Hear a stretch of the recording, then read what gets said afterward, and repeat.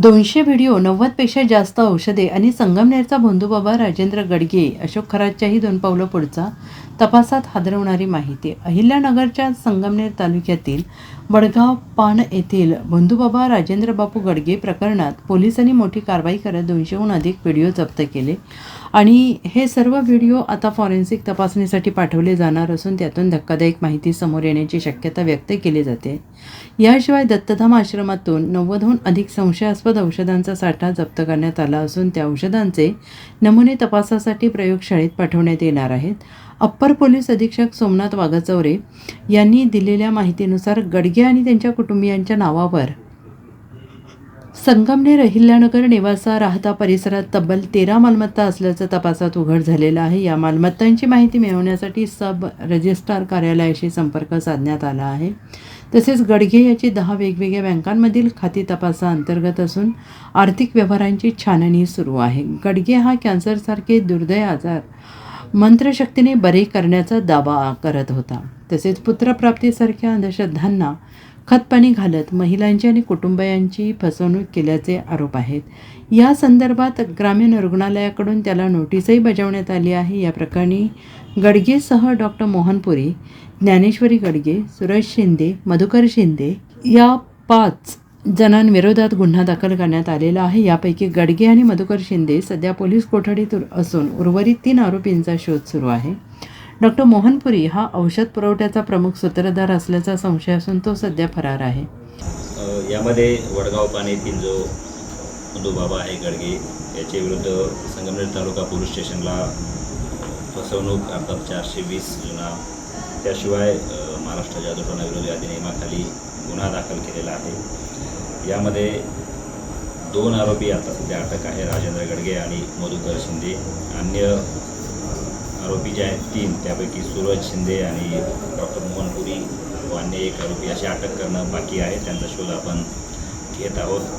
आत्तापर्यंत हे जे भोंदूबाबा आहे याचं जे ठिकाण आहे वडगाव पान या ठिकाणी, त्या ठिकाणचे असे जे काही जादूटोणा दर्शविणारे जे व्हिडिओज आहेत, सोशल मीडियावर वेगवेगळे प्रसिद्ध झालेले व्हिडिओ, त्याचप्रमाणे त्या ठिकाणी त्याच्या लॅपटॉपमध्ये मिळून आलेले असे 200च्या वर व्हिडिओ पोलिसांनी जप्त केलेले आहेत. या सर्व व्हिडिओंचा आपण फॉरेन्सिक टीमकडून ऑडिट करून घेणार आहोत.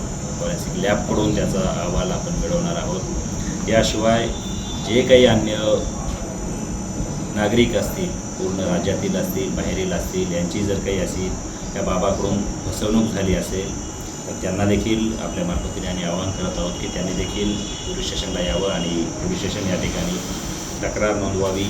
याशिवाय त्या बाबाचे जे काही अन्य तुम्ही साथीदार आहेत का, सहकारी आहेत का, जे काही डॉक्टर म्हणून जे काही साहित्य किंवा जे काही तत्सम औषधं जी बाबाकडून पुरवले जात होते लोकांना, त्याविषयी देखील पुढे ड्रगच्या मार्फतीने आपण अधिक माहिती घेत आहोत.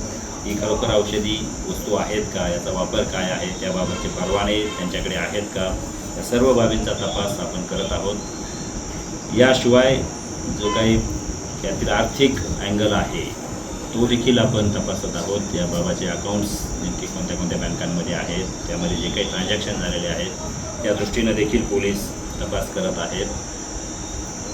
त्याच्या ज्या मेडिकल्स म्हणून ज्या काही रूम तिथे वापरल्या जात होत्या त्या ठिकाणावरून वेगवेगळे 90च्या पुढे सॅम्पल्स आपण पंचनाम्याने ताब्यात घेतलेले आहेत. त्यातील काही सॅम्पल्स फूड अँड ड्रग्ज विभागाने त्यांच्या लॅबला परीक्षणासाठी पाठवलेले आहेत. त्याचाही अहवाल आपल्याला लवकरच मिळणार आहे.